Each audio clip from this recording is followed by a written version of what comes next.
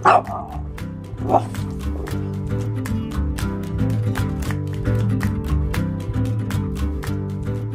pamatakmens ielikšanas vīri oktobrī ir čakli pastrādājuši un halles celtniecība iet uz priekšu straujiem soļiem. Pat šodien īpaši agri uzsnigušais sniegs tikai vairo projektu vadītāja Renāra Valtera kūsājošo enerģiju visu paveikt laicīgi. Sakarā ar Melnās Ripas bruņinieku augstākā ešelona vadības nomaiņu Latvijas Hokeja federācijā bija spiests uz dažām dienām apciemot Fāzelu kungu un saskaņot viņu potenciālo ierašanos hokeja halles atklāšanā privāto lidmašīnu, bet nu jau kopā ar Kalvīšu kungu. Tāpēc šoreiz Rokijas celtniecību pāraudzīt devās kopā ar tautā pazīstamo un iemīļoto mākslinieku Faņķiku, kurš mums visiem ir spilgtā atmiņā ar hokeja sabiedrībā zināmo megahītu Mazais Cinīts. Cīnītis mazs, lielu vezumu gāž, bet tas jau nekas, ka vecums nav tas. Hoķa pasaulē visur Pēteri zin, tērauts vēl ciets, kas līdas viņš trin. Не любишь хоккей? Не любишь хоккей? Tajā viņš apdzied toreizējā spēlētāja, nu jau kurbada trenera Pētera Ostošova kvalitātes un nevīstošo meistarību.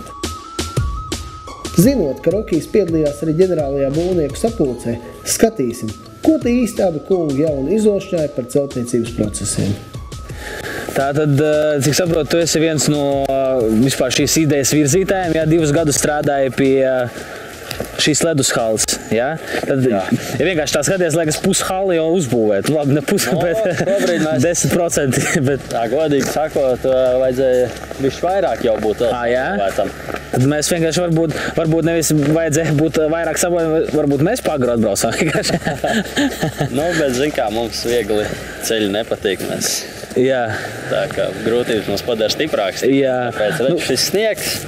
Sniegs grūtības, jā? Sagādāja? Daļēji, jā. Bet tāpēc tiek nedaudz pārplānot darbu, darīt paralēli darbu. Ejam uz priekšu, uz vietu nestāv. Nē, nu mēs ejam uz priekšu, skatībā. Jā, mēs ejam tāpat ar pieēkas celtniecību. Kāda tava loma šobrīd ir? Labi, tu esi visu saplānojis, tu esi tur visu sarunājis, visu sabīdījis, viss projekts iet, projekts notiek. Un kāda tava šobrīd loma? Tev tā pieskatīt vai tu atkal kaut ko vēl piesaisti? Nu, principā es arī plānoju tālāk, kā mēs eksploatēsim šo halli. Ārēķinu vēlreiz visus izdevumus, ienākums, kāda mums varētu būt, rēķinu cenu līmeņus, plānoju jau darbiniekus, kāda būs.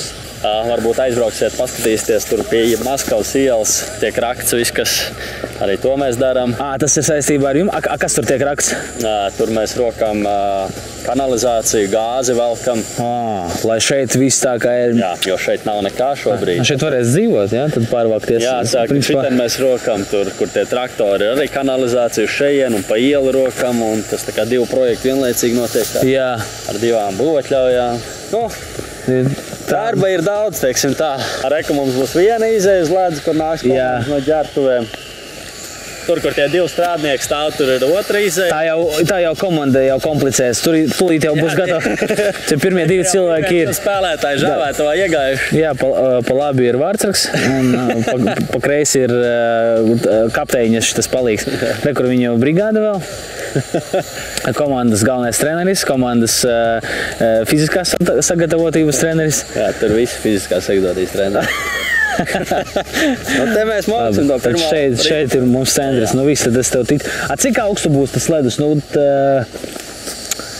te kaut kas tiks raksts dziļāk, vai kaut kas tieši tiks... Kādā līmenī, piemēram, kur, lai saprotu, kur... Šeit būs ledus. Cilvēks stāvēt. Aptuveni tā, jā. Es stāvēt. Jā. Es to saprotu.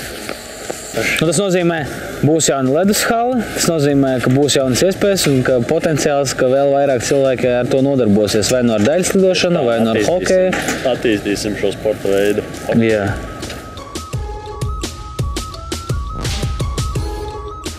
Mums bija vēl viens jautājums ar Rokiju.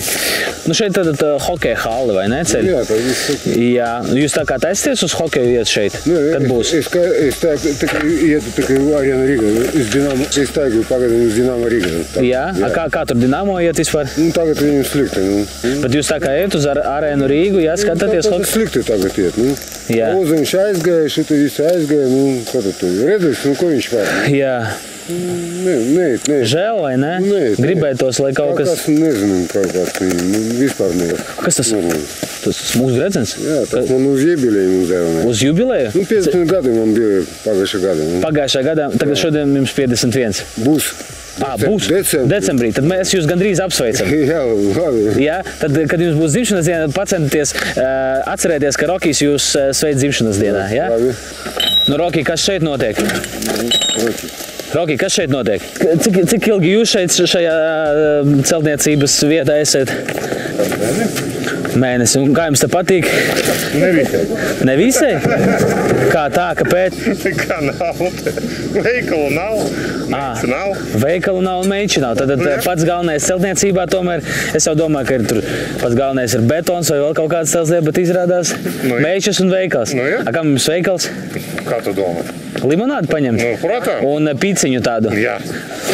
Ok, bet nu kā jums šķiet, kad vajadzētu būt pabeigtam tam visam? Tā kā vasarā, kad it kā vajag peldēties, šeit var slidot. Jā. Tā ir paredzēts. Labi, skaidrs. Kāds vispār šeit process ir? Tādas ir šitā sieniņa, jā? Tātad tur lai iekšā pēc tam betonu, betons līdz šejienē, pēc tam iet kaut kādas plāksnes, jā? Nu, šitien jā, te iet, pēc tam iet plāksnes, pēc tālās alumīnija siltumā. Jā. Plus mēs tā kā esam fanātiķi, mums patīk sutkām strādāt. Jūs fanātiķi esat savas lietas, bet tādā ziņā sniegs traucē tikai tas, ka viņš tur var tikt iekšā. Pārējos jautājumos pa lielam sniegs netraucē, jā? Nu skaidrs, labi, veči, lai jums labi iet. Rokijs gan jau noteikti vēl nāks, jā, kad būs vēl vairāk. Domāju, ka jā. Tā kā vēl varēsiet pastaigāt. Labi, paldies, čau!